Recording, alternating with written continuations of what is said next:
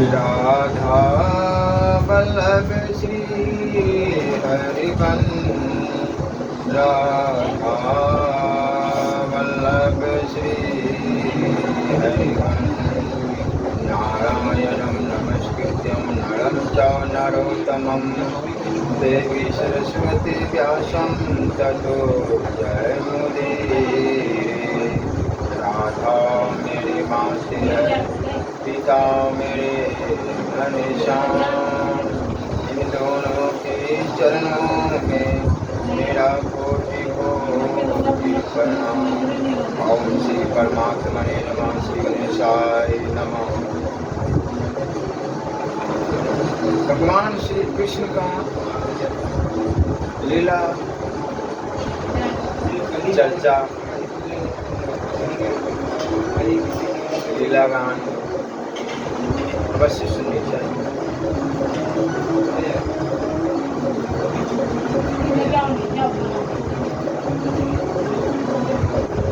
जानता है कि किसी को पता तक न चले, जब हम अपनी वस्तुओं के बहुत अंधेरे में छिपा देते हैं, तभी नंदरानी तुमने जो इसे बहुत से मनी मन्ने आभूषण पहना रखे हैं, उनके प्रकाश से अपने आप की सब कुछ देख लेता है।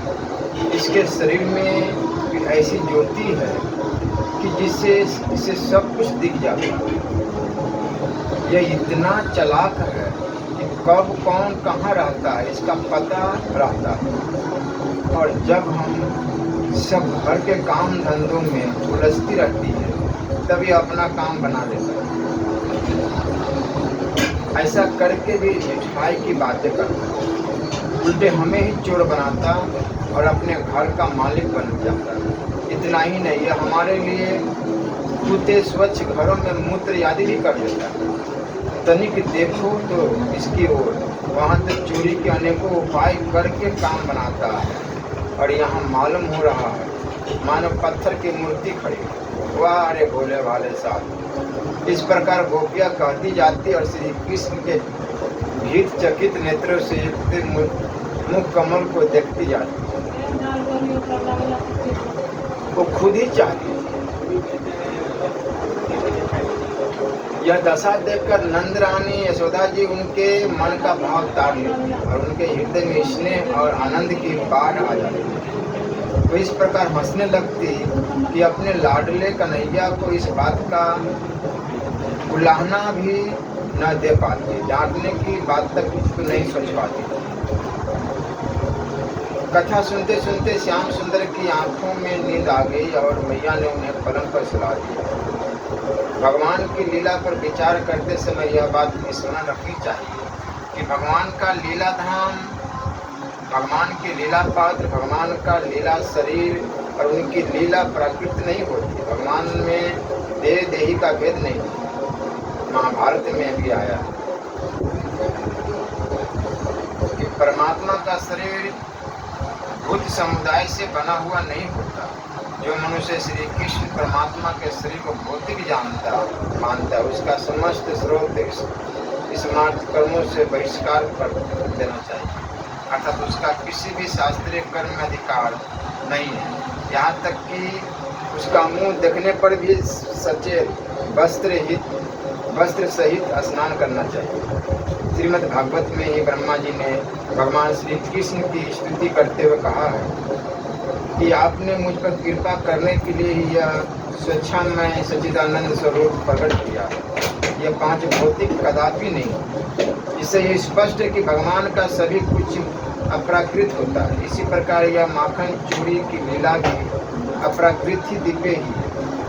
यदि भगवान के नित्य परम धाम में अभिन्न रूप से नित्य निवास करने वाली नित्य सिद्धा गोपियों की दृष्टि से न देखकर केवल साधन सिद्धा गोपियों की दृष्टि से देखा जाए, तो भी उनकी तपस्या इतनी कठोर थी, उनकी लालसा इतनी अनन्य थी, उनका प्रेम इतना व्यापक था और उनकी लगन इतनी सच्ची थी कि भक्त बंसला कल्प तरु प्रेम रस में भगवान उनके इच्छा अनुसार उन्हें सुख पहुँचाने के लिए माखन चोरी की लीला करके उनकी इच्छित पूजा ग्रहण करे, चीरहरण करके उनका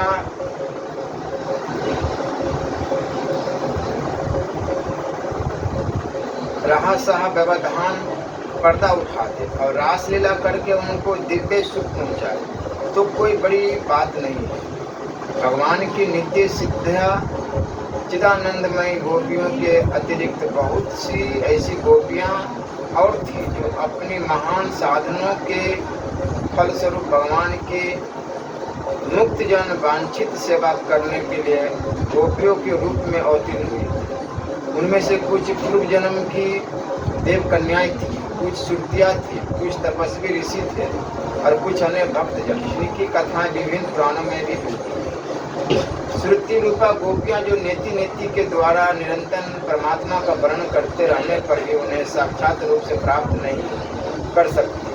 गोपियों के साथ भगवान के दिव्य रसमय विहार की बात जानकर गोपियों की उपासना करती है और अंत में स्वयं गोपी रूप में परिणत होकर भगवान श्री कृष्ण को साक्षात अपने प्रियतम रूप से प्राप्त करती है। इसमें मुख्य श्रुतियों के नाम हैं उद्गीता, सुगीता, कलगीता और कलकंठिका और विपंची आदि।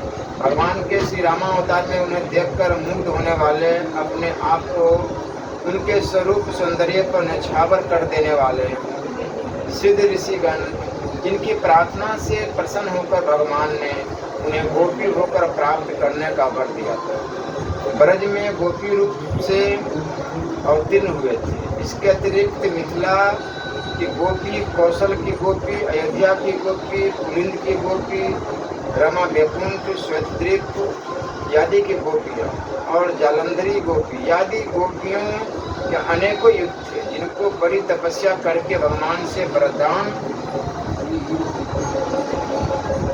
पाकर गोपी रूप में अवतीर्ण होने का सौभाग्य प्राप्त हुआ।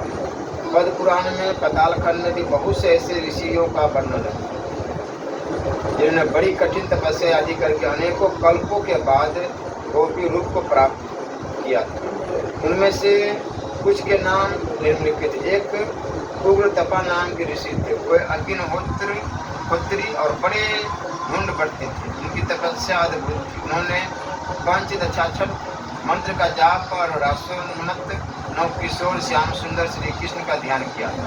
100 कल्पों के बाद वह सुनद नामक गोप की कन्या सुनंदा हुई। एक सत्य तपा नाम के मुनि थे। वे सूखे पत्तों पर रहकर दशाक्षर मंत्र का जप जाप और श्री राधा जी के दोनों हाथ पकड़कर नाचते हुए श्री कृष्ण का ध्यान करते थे। 10 कल्प के बाद वे सुभद्र नामक गोप कन्या की सुभद्रा हुए। हरिधामा नाम के एक ऋषि थे। वे निराहार रहकर कली काम्भी से युक्त विंशाक्षरी मंत्र का जाप करते थे और माधवी मंडप में कोमल कोमल पत्तों की सैया पर लेटे हुए युगल सरकार का ध्यान करते थे। 3 कल्प के पश्चात वे सारंग नामक गोप के घर रंगबेनी नाम से अवतीर्ण हुए। जाबली नाम के एक ब्रह्म ज्ञानी ऋषि थे।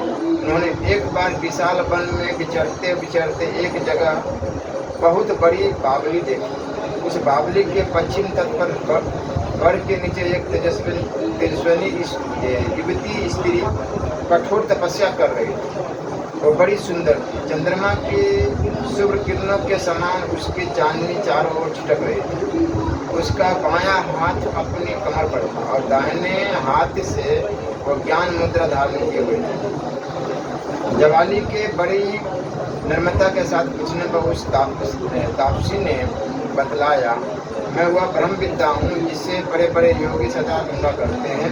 मैं श्री कृष्ण के चरण कमलों की प्राप्ति के लिए इस घोर वन में उन पुरुषोत्तम का ध्यान करती हुई दीर्घ काल से तपस्या कर रही हूँ। मैं ब्रह्मानंद से परिपूर्ण हूँ और मेरी बुद्धि भी उसी आनंद से परितृप्त है, परंतु श्री कृष्ण का प्रेम मुझे अभी प्राप्त नहीं हुआ, इसलिए मैं अपने को सुनने देखती हूँ। ब्रह्म ज्ञानी जाबली ने उसके चरणों पर गिरकर दीक्षा ली और फिर ब्रज वीथियों में विहरने वाले भगवान का ध्यान करते हुए एक पैर से खड़े होकर बड़ी कठोर तपस्या करते रहे। 9 कल्पों के बाद प्रचंड नामक भोग के घर हुए चित्रगंधा के रूप में प्रकट हुए। कुशध्वज नामक ब्रह्म ऋषि के पुत्र शुचि सर्वा और स्वयं देवदत्त थे। उन्होंने शीर्षासन करके ह्रीं हंस मंत्र का जाप करते हुए और सुंदर कंदर्प तुल्य गोकुलवासी 10 वर्ष की उम्र के भगवान श्री कृष्ण का ध्यान करते हुए घोर तपस्या की। कल्प के बाद वह ब्रज में सुधीर नामक गोप के घर उत्पन्न हुए। इसी प्रकार और भी बहुत सी गोपियों के पूर्व जन्म की कथाएं प्राप्त होती हैं। विस्तार वैसे इन सब का उल्लेख यहाँ नहीं किया गया। भगवान के लिए इतनी तपस्या करके इतनी लगन के साथ कल्पों तक साधना करके जिन त्यागी भगवत प्रेमियों ने गोपियों का तन मन प्राप्त किया था, उनकी अभिलाषा पूर्ण करने के लिए उन्हें आनंद दान देने के लिए यदि भगवान उनकी मन चाही लीला करते हैं तो इसमें आश्चर्य और अनाचार्य की कौन सी बात है। रास लीला के प्रसंग में स्वयं भगवान ने श्री गोपियों से कहा है, गोपियों तुमने लोक और परलोक के सारे बंधनों को काट कर मुझसे निष्कपट प्रेम किया। यदि मैं तुमसे प्रत्येक के लिए अलग अलग अनंत काल तक जीवन धारण करके तुम्हारे प्रेम का बदला चुकाना चाहूँ तो भी नहीं चुका सकता। मैं तुम्हारा ऋणी हूँ और ऋणी ही रहूँगा। तुम मुझे अपने साधु स्वभाव से ऋण रहित मानकर और भी ऋणी बना दो। यही उत्तम है। सर्वलोक महेश्वर भगवान श्री कृष्ण स्वयं जिन महाभाग गोपियों के ऋणी रहना चाहते हैं, उनकी इच्छा होने से पूर्व ही भगवान पूर्ण कर देते। यह तो स्वाभाविक ही है। भला विचारिए तो सही, श्री कृष्ण गत प्राणा श्री कृष्ण रस भावित मरते गोपियों के मन की क्या स्थिति थी। गोपियों का तन मन धन सभी कुछ प्राण प्रियतम श्री कृष्ण का था। वह संसार में जीती थी श्री कृष्ण के लिए, घर में रहती थी श्री कृष्ण के लिए और घर के सारे काम करती थी श्री कृष्ण के लिए। उनकी निर्मल और योगेंद्र दुर्लभ पवित्र बुद्धि में श्री कृष्ण के सिवा अपना कुछ था ही नहीं। श्री कृष्ण के लिए ही, श्री कृष्ण को सुख पहुंचाने के लिए ही, श्री कृष्ण की निज सामग्री से श्री कृष्ण को पूछ कर श्री कृष्ण को सुखी देखकर वे सुखी होती थी। प्राप्त काल निद्रा टूटने के समय से लेकर रात को सोने तक वो जो कुछ भी करती थी सब श्री कृष्ण की प्रीति के लिए ही करती थी। यहाँ तक कि उनकी निद्रा भी श्री कृष्ण में ही होती थी। स्वप्न और सुषुप्ति दोनों में ही वह श्री कृष्ण की मधुर और शांत लीला देखती अनुभव करती थी। रात को दही जमाते समय श्याम सुंदर की माधुरी छवि का ध्यान करती थी। प्रेम में प्रत्येक गोपी यह अभिलाषा करती थी कि मेरा दही सुंदर जमे। श्री कृष्ण के लिए उसे भिगोकर मैं बढ़िया सा और बहुत सा माखन निकालूं और उसे उतने ही ऊंचे छीके पर रखूं जितने पर श्री कृष्ण के हाथ आसानी से पहुंच सके। फिर मेरे प्राण धन श्री कृष्ण अपने सखाओं को साथ लेकर हंसते और कीड़ा करते हुए घर में प्रदापन करे, माखन लुटे और अपने सखाओं और बंदरों को लुटाए। आनंद में मत होकर मेरे आंगन में नाचे और मैं किसी कोने में छिपकर इस लीला को अपनी आंखों से देखकर जीवन को सफल करूं और फिर अचानक ही पकड़ कर हृदय से लगाओ। सूरदास जी ने भी गाया है, मैयारी मोहि मान भावे ब्रज युगते एक पाछे ठाड़ी सुनते श्याम की बात बैठे जाए मथनियों के भिगे मैं तब रहो छपानी। जो मेवा पकवान कहती तू मोहि नहीं रुचिया बे।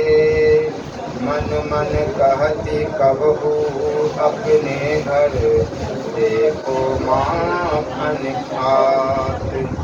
सूरदास प्रभु अंतर्यामी ग्वालिनी मन की जानी।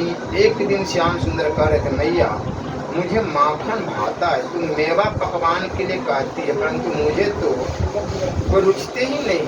वही पीछे गोपी खड़ी श्याम सुंदर की बात सुन रही थी। उसने मन ही मन कामना की, मैं कब इन्हें अपने घर माखन खाते देखूंगी। ये मथानी के पास जाकर बैठेंगे तो मैं छिप रहूं। प्रभु तो अंतर्यामी है। गोपी के मन की जान गए और उसके घर पहुंचे तथा उसके घर का माखन खाकर उससे सुख दिया। उसे इतना आनंद हुआ कि वह खुली न समाई। सुधा जी कहते हैं, खुली फिरती गवाली मन मेरी, पुलकित रोम रोम गद गद मुख बानी। कहत न आवे तन न्यारा जिए एक हमारो, हम तुम एक रूप। पूछती सखी परस पर बातें, पायो पर्यो कछु कहूँ तेरी। ऐसो कहाँ आई सो सखी, हमको क्यों न सुनावे। सूरदास कहे गवाली सखनी, सो देखो रूप अनूप। और खुशी से छपकर फूली फूली फिरने लगी। आनंद उसके हृदय में समा नहीं रहा था। सहेलियों ने पूछा, अरे तुझे कहीं कुछ परा धन मिल गया क्या? वह तो क्या सुनकर और फिर प्रेम विहल हो गई। उसका रोम रोम खिल उठा। वह गद हो गई, मुंह से बोली नहीं निकली। सखियों ने कहा, सखी ऐसी क्या बात है, हमें सुनाती क्यों नहीं? हमारे तो शरीर ही दो है, हमारा जी तो एक ही है, हम तुम दोनों एक ही रूप है, भला इससे छिपाने की कौन सी बात है? तब उसके मुंह से इतना ही निकला, मैंने आज अनूप रूप देखा है, बस। फिर वाणी रुक गई और प्रेम के आंसू बहने लगे। सभी गोपियों की यही दशा थी। ब्रज घर घर प्रगति यह बात। ब्रज बनिता यह सुनी मन हरि सिद्धि, सदन हमारे आवे। मन ही मन अभिलाष, करती सब हृदय धरती यह ध्यान। चली ब्रज घर घरनी, यह बात को कहती मेरे भवन भीतर। अभी बैठे धाई को कहती कहीं भांति हरि को, देखो अपने धाम को कहती मैं देखी पाऊँ। पर खड़ी धरो अंकुरार, सुर प्रभु के मिलन कारण, करती विविध विचार। दधी माखन चोरी करी लई है हरी, ग्वाल सखा संग खात। माखन खात अचानक पावे, भुज घड़ी पुरही छुपावे। सूरदास प्रभु को घर में दई दई माखन खान। नंद सुत संग सखाल ने चोरी माखन खात।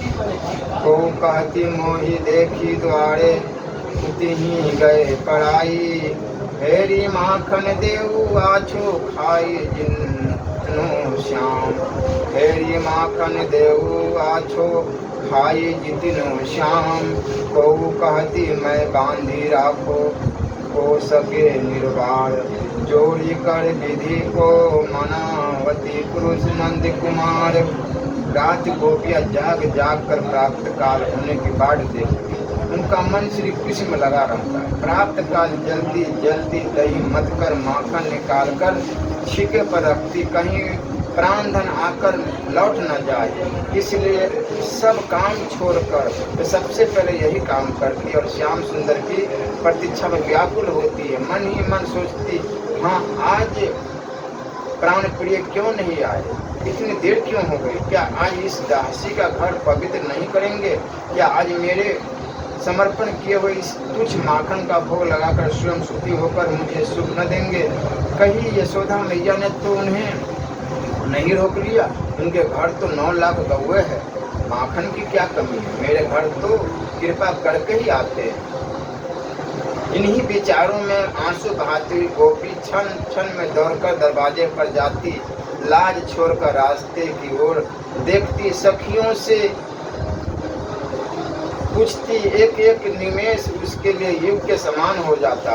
ऐसे भाग्यवती गोपियों की मन कामना भगवान उनके घर पधार कर पूर्ण करते हैं। सूरदास जी कहते हैं, प्रथम करी हरि माखन चोरी, मन में ये है विचार करत हरि, ब्रज घर घर सब जाऊ, बाल रूप जसुमती, मोही जाने गोपनी मिली सुख भोग, ग्वालिनी मन इच्छा करी पूरन, आपू भजे ब्रज खोरी, गोकुल जन्म लियो सुख कारण, सबके माखन खाई। सूरदास प्रभु कहत प्रेम सो, हे मेरो ब्रज लोग, अपने निज जन ब्रजवासियों को सुखी करने के लिए ही तो भगवान गोकुल में पधारे थे। माखन तो नंद बाबा के घर पर कम न था, लाख लाख हुए थे, तो चाहे जितना खाते लुटाते, परंतु वे तो केवल नंद बाबा के ही नहीं, सभी ब्रजवासियों के ही अपने थे, सभी को सुख देना चाहते थे। गोपियों की लालसा पूरी करने के लिए ही वे उनके घर जाते और चुरा चुरा कर माखन खाते। यह वास्तव में चोरी नहीं, यह तो गोपियों की पूजा पद्धति का भगवान के द्वारा स्वीकार था। भक्त वत्सल भगवान भक्त की पूजा स्वीकार कैसे न करे। भगवान की इस दिव्य लीला माखन चोरी का रहस्य न जानने के कारण ही कुछ लोग इसे आदर्श के विपरीत बतलाते हैं। उन्हें पहले समझना चाहिए चोरी क्या वस्तु है, वो किसकी होती है और कौन करता है। चोरी उसे कहते हैं जब किसी दूसरे की कोई चीज उसकी इच्छा के बिना उसके अनजान में और आगे भी वह जान न पाए ऐसी इच्छा रखकर ले ली जाती है। भगवान श्री कृष्ण गोपियों के घर से माखन लेते थे, इनकी इच्छा से, गोपियों के अनजान में नहीं, उनकी जान में, उनके देखते देखते और आगे जानने की कोई बात ही नहीं, उनके सामने ही दौड़ते हुए निकल जाते थे। दूसरी बात महत्व की यह है कि संसार में या संसार के बाहर ऐसी कौन सी वस्तु है जो श्री भगवान की नहीं है और वह उसकी चोरी करते।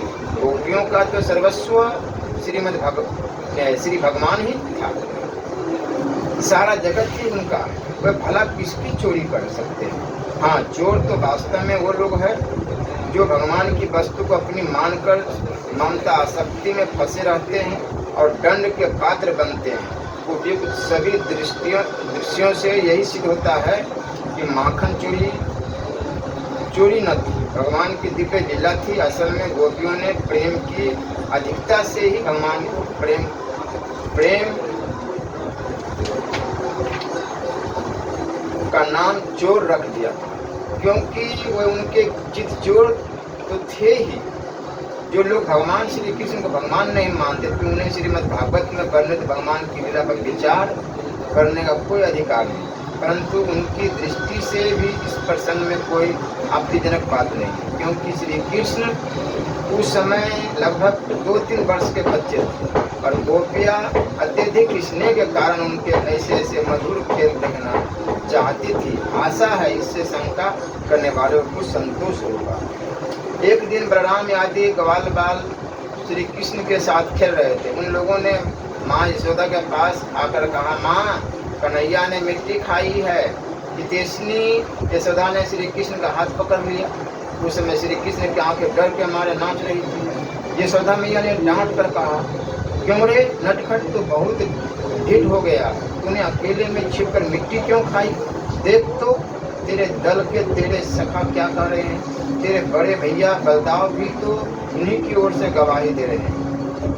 भगवान श्री कृष्ण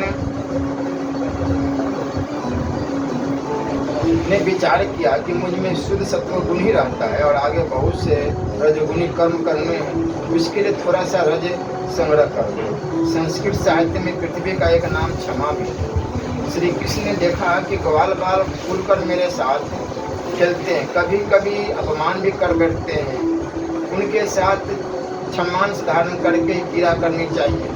जिससे कोई विघ्न न पड़े। संस्कृत भाषा में पृथ्वी को रसा भी कहते हैं। श्री कृष्ण ने सोचा सब रस तो ले ही चुका हूँ, अब रसा रस का आस्वादन करूँ। इस अवतार में पृथ्वी का हित करना है, इसलिए उसका कुछ अंश अपने मुख में इस दृढ़ दांतों को पहले दान कर देना चाहिए। ब्राह्मण शुद्ध सात्विक कर्म में लग रहे हैं, अब उन्हें असुरों का संहार करने के लिए कुछ राजस कर्म भी करने चाहिए। यही सूचित करने के लिए मानो उन्होंने अपने मुख में इस दृढ़ को दांतों को रज से युक्त किया। पहले विष भक्षण किया था, मिट्टी खाकर उसकी दवा पहले गोपियों का मक्खन खाया था, अवहेलना उल्हाना देने पर मिट्टी खा ली, जिससे मुंह साफ हो जाता। भगवान श्री कृष्ण के उदर में रहने वाले कोटि कोटि ब्रह्मांडों के जीव ब्रज रज गोपियों को चरणों की रज प्राप्त करने के लिए व्याकुल हो रहे थे। उनकी अभिलाषा पूर्ण करने के लिए भगवान ने मिट्टी खाई।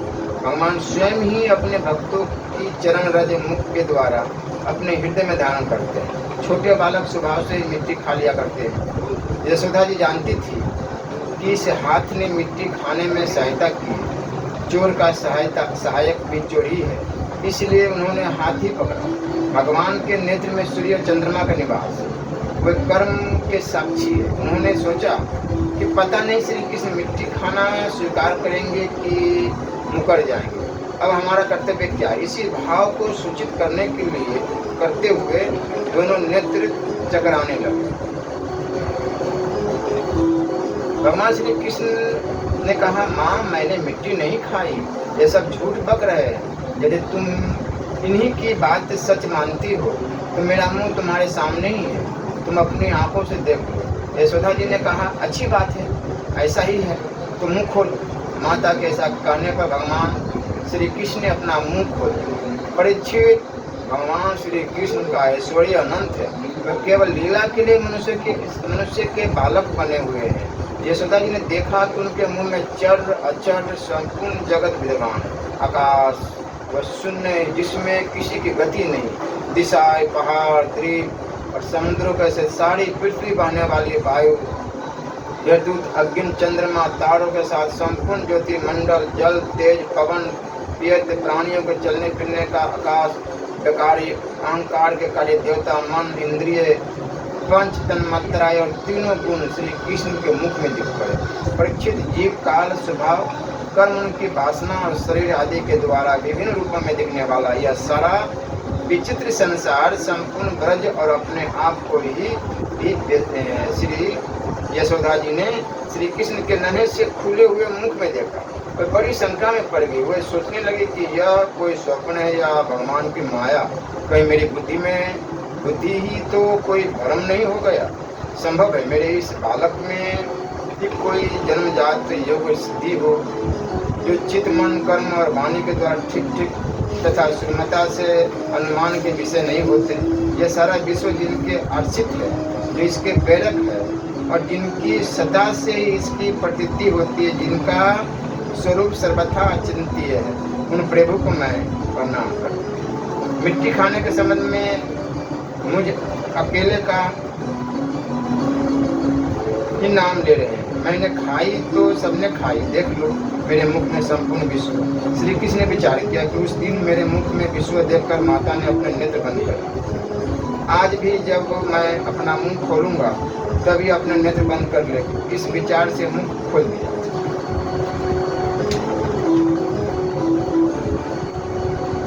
यह मैं हूँ और यह मेरे पति तथा यह मेरा लड़का है। साथ ही मैं ब्रजराज की समस्त संपत्तियों की स्वामिनी धर्म पत्नी। ये गोपियाँ गोप और गौधन मेरे अधीन हैं, जिनकी माया से मुझे इस प्रकार की कुमति घेरे हुए हैं।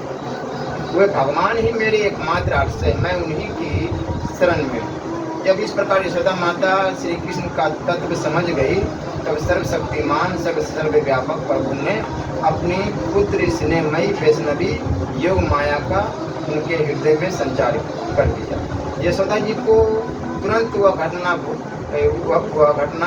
भूल गई। उन्होंने अपने दुलारे लाला को गोद में उठा लिया। जैसे पहले उनके हृदय में प्रेम का समुद्र उमड़ता रहता था, वैसे ही फिर उमड़ने लगा। सारे वेद उपनिषद सांख्य योग और भक्त जन जिनके महात्म्य का गीत गाते गाते गाते नहीं, उन्हीं भगवान ने यशोदा जी की अपना पुत्र मान दी थी। राजा परीक्षित ने पूछा, भगवान नंद बाबा ने ऐसा कौन सा बहुत बड़ा मंगलमय साधन किया था और परम भाग्यवती यशोदा जी ने भी ऐसी कौन सी तपस्या की थी जिसके कारण स्वयं भगवान ने अपने श्री मुख से उनका स्तनपान किया। भगवान श्री कृष्ण के बाद बाल लीलाएं जो वे अपने ऐश्वर्य और महत्व आदि को छिपाकर बाल बालों में करते हैं, इतनी पवित्र है कि उनका श्रवण कीर्तन करने वाले लोगों को भी सारे पाप ताप शांत हो जाते हैं। इसमें संशय नहीं। त्रिकालदर्शी ज्ञानी पुरुष आज भी उनका गान करते रहते हैं। वही लीलाएं उनके जन्मदाता माता पिता देवकी वसुदेव जी को भी देखने तक को न मिली और नंद यशोदा उनका अपार सुख लुट रहे हैं। इसका क्या कारण है? श्री सुखदेव जी कहा, परीक्षित, नंद बाबा पूर्व जन्म में एक श्रेष्ठ वसु थे। उनका नाम था द्रोण और उनकी पत्नी का नाम था धारा।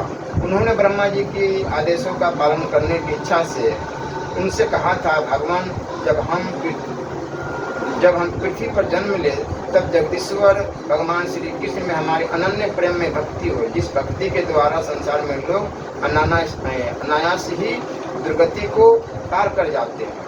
ब्रह्मा जी ने कहा, ऐसा ही होगा। वही परम यशस्वी भगवानमय द्रोण ब्रज में पैदा हुए और उनका नाम हुआ नंद, और वही धारा इस जन्म में यशोदा के नाम से उनकी पत्नी हुई। परीक्षित, अब इस जन्म में जन्म मृत्यु के चक्र से छुड़ाने वाले भगवान उनके पुत्र हुए और समस्त गोपियों की अपेक्षा इन पति पत्नी नंद और यशोदा जी का उनके प्रति अत्यंत प्रेम हुआ। ब्रह्मा जी की बात सत्य करने के लिए भगवान श्री कृष्ण बलराम जी के साथ ब्रज में रहकर समस्त ब्रजवासियों को अपनी बाल लीला से आनंदित करने लगे। केवल नाम जाप बाबू, केवल नाम जाप